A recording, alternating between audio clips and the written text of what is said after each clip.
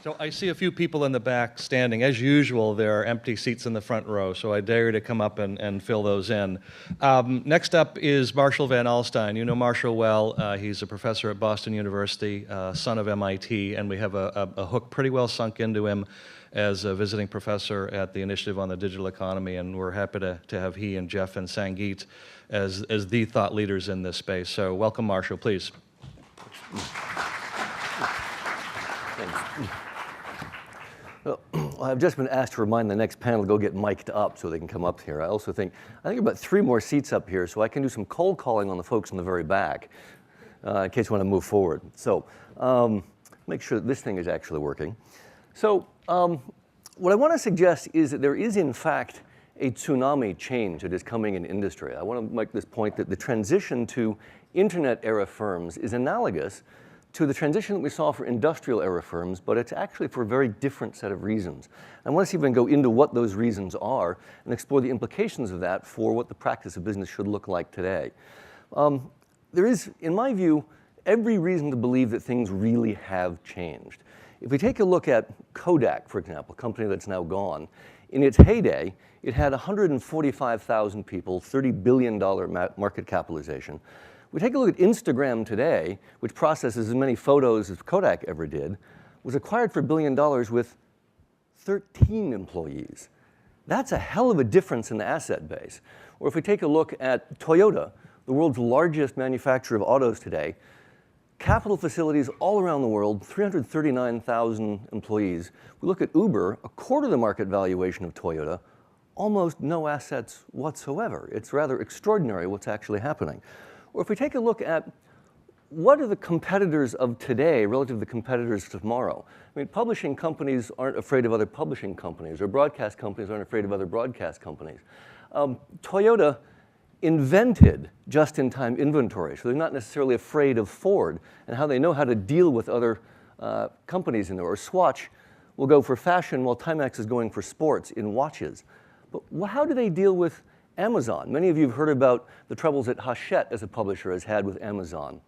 Or if we take a look at Samsung, who's going to be speaking later today, they're introducing wearables. How does Timex compete with the ecosystem that a Samsung has? Samsung's done some remarkable things. Or if we take a look at Google combined with the Nest thermostat, Philips selling electronics to the home doesn't have the traditional means to compete with that. So how are the new competitors going to be different? I would argue that almost every single thing on the right is a platform, whereas on the left, it's products and services.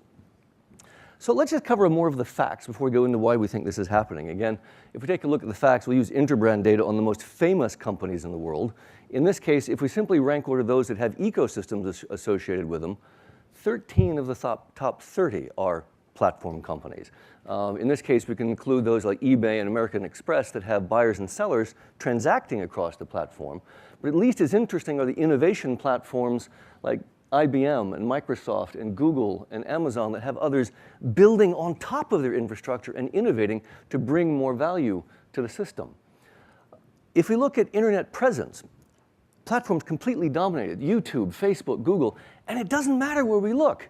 If we look in Asia, it's Baidu and Taobao and Alibaba. If we look in South America, it's Orkut, it's also Google. And it's interesting, if we look at Europe, do you know what it is there? It's Amazon and Google in Europe, but it's still platform companies that are dominating in the internet. You can actually, if you want to look it up, you can actually see it in there. There's an internet map. You can go find it. This one I want to thank Peter Evans' group for. This is, of the firms in the world that are worth $1 billion or more, the so-called unicorns, 18 of the top of the 115 are platform companies, and it spans all these different industries: real estate, big data, film, green tech, hardware. Again, these are all platform companies, more just facts on the ground.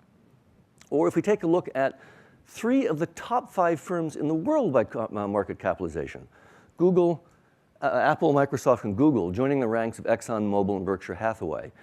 Platforms are knocking off energy and banking companies. It's remarkable what the transition is happening. And in fact, this is a trend that's continued for more than a decade. If we look at the turn of the current century, the percentage of firms that are in the top 20 by market capitalization has been on a continuous rise for quite some time. So whether we're looking at fame or whether we're looking at internet presence, or whether we're looking at wealth creation, platform companies seem to be some dominant force that's in the economy. So let's go to the next claim. The next claim is that the product business model is broken. So many of you have seen this kind of argument before. And how many of you are willing to admit that you've got a BlackBerry in the room? I mean, especially given that Samsung's going to be presenting later. So it's really an interesting case. The facts on the ground here are interesting for a couple of reasons. One of them, in 4 short years, BlackBerry has gone from half market to 2%. That's hard to do. But the other thing I want to draw your attention to is look at the shape of the curve. There's a convexity down here I want to draw your attention to. What this implies is that there's actually a feedback mechanism. I'm going to argue it's a network effect, in this case, working against the product market. But again, I don't want to just pick on BlackBerry because other companies have gotten it wrong. Indeed, some of the most successful companies have gotten it wrong. The stuff that Paul was talking about a moment ago is hard to do. If we take a look at Apple in the 1980s and 90s relative to Microsoft, this is the market capitalization of the two firms. Apple got it wrong in the 1980s and 90s. We just heard about openness versus closed, proprietary versus shared. Apple was too proprietary and too closed in the 1980s and 90s. They got crushed. They were down to they're less than 4% market share in the desktop market. And again, we see this convex growth. What happened, Microsoft opened its ecosystem. It got 6 times the number of apps and developers and really took off creating immense wealth, again, getting this convex growth. This is endemic in the internet marketplace. If we take a look at other firms with the same pattern, Skype exhibits this pattern, Airbnb exhibits this pattern, Kickstarter exhibits this pattern. It's network effects. The critical element of network effects is that the value created by users is created for other users. This creates a feedback, so as you get more users into the system, creating value for each other, it tends to take off. It tends to spiral. This is one of the mechanisms why this is happening. So let me give you the observation. The internet era is resembling the industrial era, but for the opposite reason. Let me give clarity on that. In the industrial era, it was supply-side economies of scale. The economists have another name for a network effect. It's called a demand-side economy of scale. So what's happening is that we're seeing this gigantic growth on the other side of the profit equation. It's value creation versus cost recovery. Let me see if I can be more precise about that. So here's the industrial era. So we'll take a look at examples. This was the Westinghouse dynamo. There were 2 giant firms in the United States. It was Westinghouse and Edison, massive supply-side economies of scale. Take a look at automobile production. The giants in this area were Ford and Sloan and GM. Happily, GM earned enough money that he endowed the Sloan School down the street, so we're very grateful for that supply-side economy of scale. Then in addition, this one is the Acklam Iron Works. If you look carefully, I think there's a millimeter-sized person about right here. Right? This, again, a giant supply-side economy of scale. Or if we take a look at Standard Oil, Rockefeller got so wealthy, he was 1/30th of the entire US economy in terms of wealth. Extraordinary. Again, supply-side economies of scale. Vanderbilt was accused of being the colossus of railroads. What's fascinating is that he was able to tax all the transactions, basically the transit from city to city. This was more than his 30% tax. These were the guys that gave us antitrust law. These were the robber barons. They got so big, they were able to tax the economy so much that they really became incredibly wealthy. Take a look at the demand side economies of scale. Microsoft Windows, north of 85% market share. Alibaba, I found yesterday some wonderful research by Weru Chan, pointing out Alibaba's 99% of all, if you include Alibaba Group with Taobao, 99% of all e-commerce transactions in China, 70% of all logistics shipping in China. Extraordinary growth. Android, 80% of the global market in mobile. Google has 67% of the market in search, 91% in Europe. It's extraordinary what's happening. Or if we take a look at Facebook, 1.5 billion users. That's larger than the population of China. Again, driven by network effects. What's happening originally, you can think of the profit and demand curve, originally the supply side shifted it down, giving us these giant winner-take-all markets. We're getting it on the opposite side of the profit equation again with demand side economies of scale, creating huge wealth as users create wealth for other users. I'm going to observe one observation. It's just pure speculation. We heard yesterday that Annabelle Gower pointed out that in Europe, they don't have these giant platforms. I'm going to speculate. They're all American or Asian firms as the dominant ones. I'm going to speculate one of the reasons for that is that the network effects are too small in Europe. They're not getting the same demand-side economies of scale as one of the fundamental reasons why they're happening here. The implications for this are really profound. This is, in any market with network effects, the focus of managerial attention must shift from inside the firm to outside the firm. The reason's very simple. You cannot scale a network effect inside the firm as easily as you can outside the firm. There just aren't as many people. There are more people outside, which means you must shift attention. And this is going to affect logistics, it's going to affect marketing, it's going to affect strategy, it's going to affect all of the different operations of the enterprise. We'll start with an example. My favorite here is marketing. Business is shifting from outbound messaging to inbound servicing, and we'll use the beautiful insights of Coca-Cola, which was the most famous company in the world until Apple and Google overtook them. And they observed that in the 1980s, it was a single message. This then advanced to market segmentation as you got better and better, more sophisticated, which then advanced in the next decade to individual targeting. Finally, this advanced to virality and social influence. Now, what's interesting about this, take a look. In the first part, we had push and outbound messaging, and now, last year, we even heard about pull and inbound messaging. I think John Hagel has a wonderful book on this, and there are companies founded, HubSpot does inbound messaging. The critical point is the users are do this, and they're creating the message and pushing it. It's outside the company. Let's take another example. How about operations and logistics? Value creation has shifted from inside the firm, where the firm is doing it, to user value add. This is what's taught in every business school around the world. Anyone seen the value chain stuff? Or I should ask, anyone not seen? Now I know who's asleep and I can cold call. Okay? Well, Sangeet Chowdhury, who'll be speaking later, has this beautiful point. If you take the value chain, you can actually treat this as a pipe. It's really simple. What happens is stuff moves through the pipe and the firm adds value at the different stages, making it more. So you take the inputs to production, and finally you produce something at the end which looks fairly attractive and is then sold. It's not how a platform works. We're going to separate the demand and supply. What we're going to do is to separate those and then transact across the platform. Then what happens is that you can afford to look at any number of suppliers that we're going to scale, and then you filter what's good from what's bad. So we'll take a look at the yellow and the other stuff, and that moves over. So it becomes a matching and filtering function, and you can do this as often as you like, and it scales arbitrarily. Think about it. Coca-Cola and Dell Computer use the pipe model. You have to own the resources, exactly the kind of stuff that Paul was talking about earlier. Apple actually does both. It's got a phenomenal supply chain, creating an absolutely incredible logistics team with beautiful products, but it's also got this external ecosystem. Then we get companies like Airbnb, which are just the external ecosystem, but it's a fundamentally different business model. It's not either or, you can use both. What's interesting is that one of them scales unbelievably in comparison to the other. I love this quote from Silicon Valley. In 2015, Uber, the world's largest taxi company, owns no vehicles. Facebook, the world's most popular media company, creates no content. Alibaba, the most valuable retailer, has no inventory, and Airbnb, the largest hotelier, owns no real estate. It's amazing. One scales, one doesn't. It's value created outside the firm. Another one, what changes is finance. We stop from trying to value the internal assets. So what we need to do is to shift to value the interactions that take place on top of the platform. So here's an example of a wonderful debate that took place just last year. So last year, folks are trying to figure out what was the value of Uber. So there's a debate that took place between Aswath Damodaran, who's a famous finance professor at NYU. He's written textbooks in finance, won the Herb Simon Prize for lasting research. So this guy's really sharp, it's no slouch. He's wondering why the Silicon Valley investors are pouring so much money.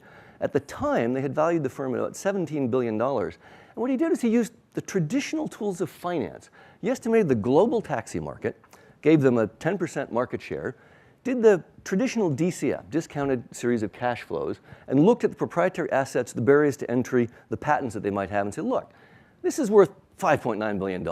If you don't believe me, here's my spreadsheet. Go run your own numbers. Brilliant guy, I really respect. One of the things he did is he put his spreadsheet up on the internet so anyone could challenge him. One of the people that took him up on that challenge was Bill Gurley, who was one of the investors in Uber. Bill pointed out, okay, that's all true, but one of the things that you're forgetting about is network effects. And in support of that, he put up this diagram from David Sachs, the CEO of PayPal, that said, well, you get more riders, attract more drivers, attract more riders, attract more drivers. It's a feedback loop. You get this convexity that helps you take off. Once you get sufficient density and penetration, you can add new kinds of interactions. So from there, you can start to move into the rental car market. From there, you can start to move into the second car replacement market. I now have a 16-year-old kid, so I'm actually really interested in getting Uber as opposed to the second car. Right? So that's going to be in there. And from there, you can actually move into the delivery market. Each of these is a new kind of interaction. Remember, we're expanding the demand curve. We're not taking the market as fixed. We are remaking the marketplace. That is what Uber has done to really give you a very different valuation. And interestingly enough, if you look at the data between 2009 and 2014 when the debate took place, he said the demand for taxi services in San Francisco is already 3 times. You take Damodaran's number and the venture capitalist number and multiply by 3 and you get the 17. It works perfectly. Today, the market valuation of Uber is upwards of $40 billion. It's extraordinary how fast that has taken off 1 year later. Innovation, another area that changes as a result of openness. Again, you're opening to third-party contribution, the kind of thing we heard about just a moment ago. How do we do open innovation? Mark Andreessen, one of the most successful Silicon Valley investors, Andreessen Horowitz, and also the founder of Netscape, argues a platform is a system that can be adapted to the needs and niches that the original designers never anticipated. The beauty is your ecosystem can bring you ideas and enhance it for you. So I like to start with a traditional example. So many of you may say, one of the first modular mass-produced products was the Ford Model T. The users could disassemble it and then reassemble it in new ways. Well, that then gave the ecosystems the Ford Model T hay carrier. We got the Ford Model T flour mill, and we got the Ford Model T mobile church, among other possibilities for things that they're creating. Okay? But each of these was a user-led innovation added on top of the ecosystem. It's just kind of fun. We can also use this to explain the success of Facebook relative to MySpace. We just talked about these things should have winner-take-all effects. How is it that Facebook was able to overtake MySpace? So this is accesses in blue to Facebook and accesses to red in MySpace. Anyone know what happened in 2006? I know some of you. There's this first bump right here.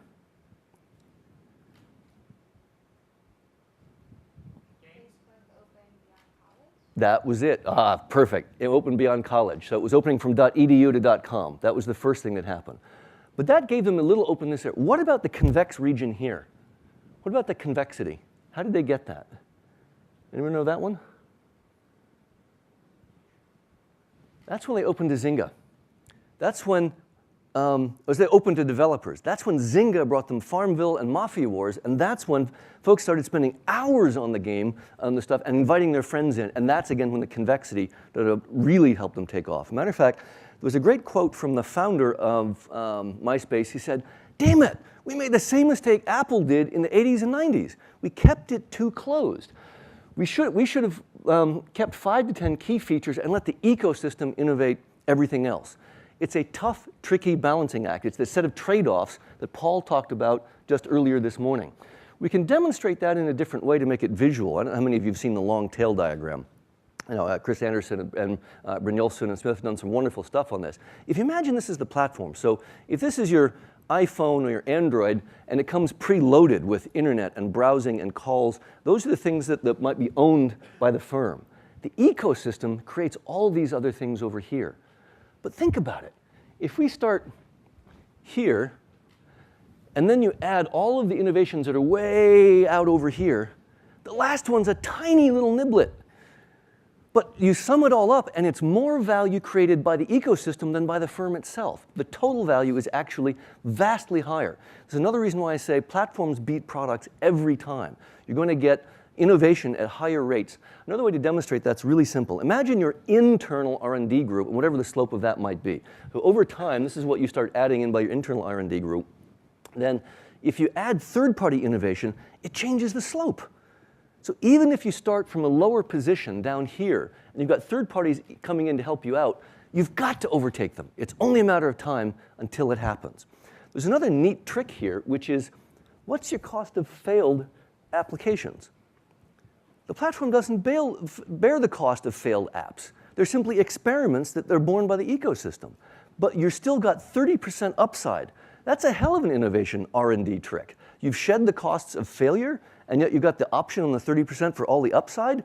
That's really powerful. That's another reason, again, why these innovation ecosystems beat individual companies, why external is more important than internal alone. You add it on top of what you're doing already.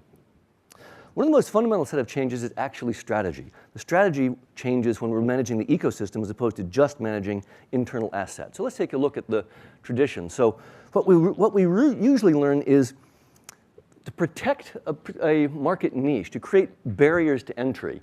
We've got the power of buyers, the power of suppliers, threat of entrants, and threat of substitutes. Our weapon is going to be cost leadership. We have really low cost. That might be our supply side economies of scale. Or we have inimitable resources that others can't get their hands on, so they can't produce what we can produce. Those are the kinds of things that are the traditional tenets of strategy. It changes in an ecosystem. Uber, Airbnb, Skype want more transactions on the platform. The more transactions you get, the more data you get, the more you get positive feedback you get. So the goal here is to get more transactions volume on that. It's the network effects, the demand side economies of scale, not supply, that are creating the barriers to entry, and you want more folks on top of the platform. That's what creates the sustainability. This one's really interesting and subtle. The boundaries are not distinct. It's exactly what we heard about earlier. Boundaries are merging across the firms, and in this case, your buyers can become your suppliers can become your buyers. You can stay with Airbnb today and rent tomorrow. You can ride with Airbnb, with Uber, and drive for them tomorrow. Jeff and I were just doing a little work with the New York State Energy Commission, and it's fascinating. Buildings like this have thermal inertia. You can sell it back to the utility company for demand management.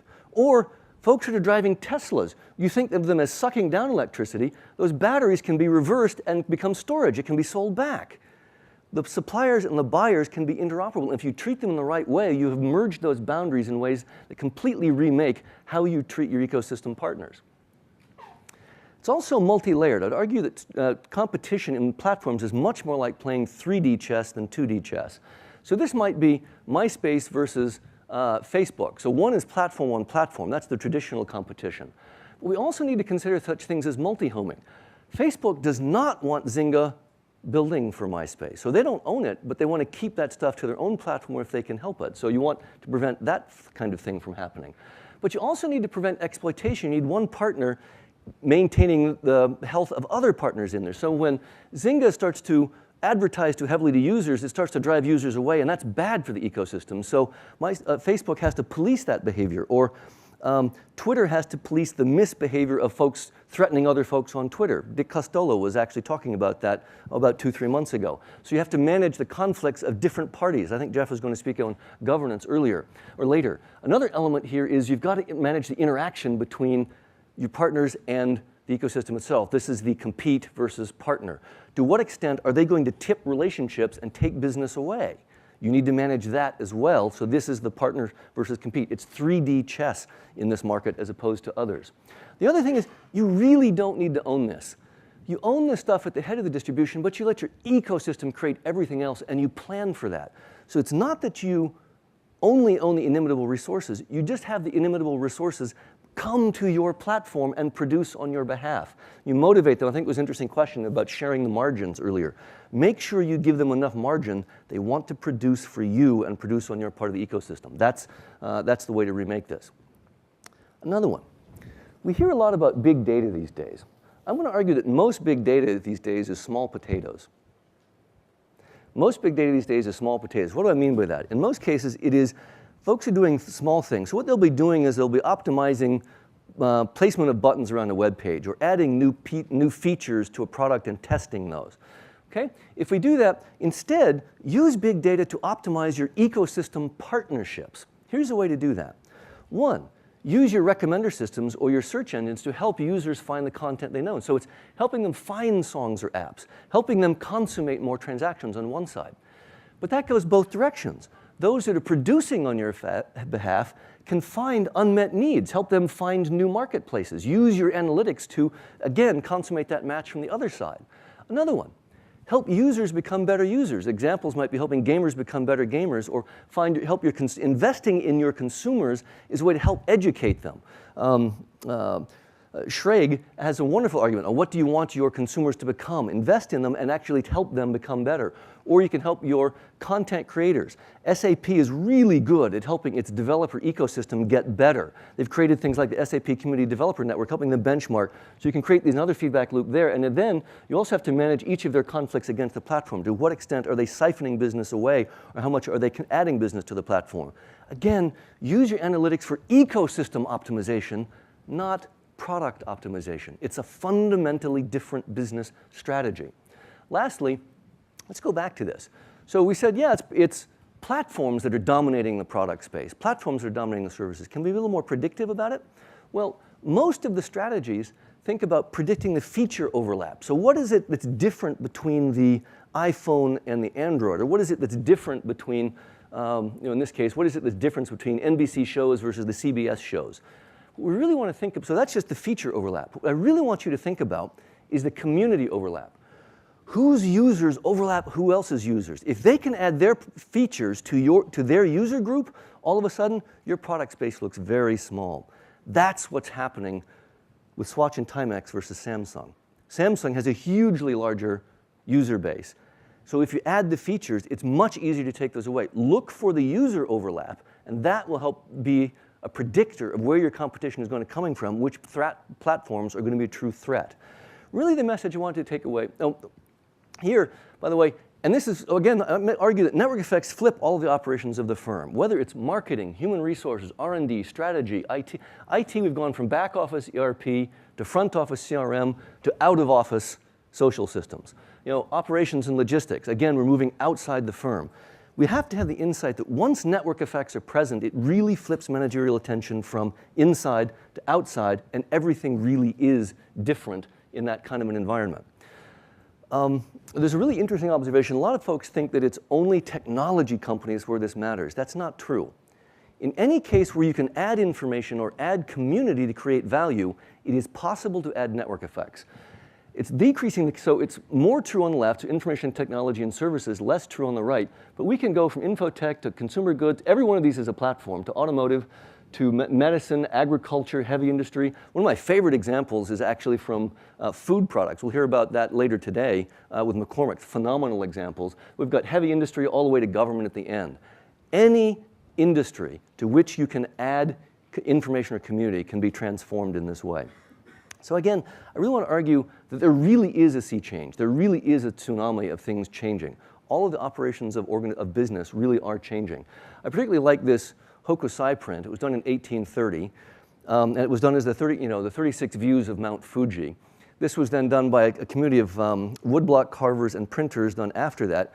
This was then adapted in 1981 by another community to do posters, so add digital to it. So that was the second half of that. So you can think of that as certainly innovation that was not anticipated by Hokusai, and it was done by a community added on top of that. So that I really do want to emphasize that things are different. If you're going to build a platform, build it from community and build it with information. Thank you.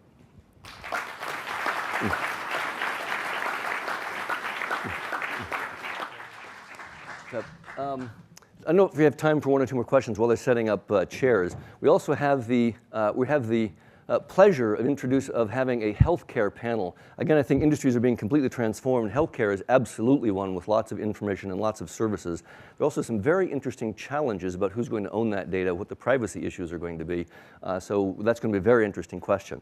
And let me take, while they're setting up, any one or two questions on that, or have we left you speechless and think this is all crazy? I have a question. Yes. I'm Kurt Dobbins, founder of Nerby.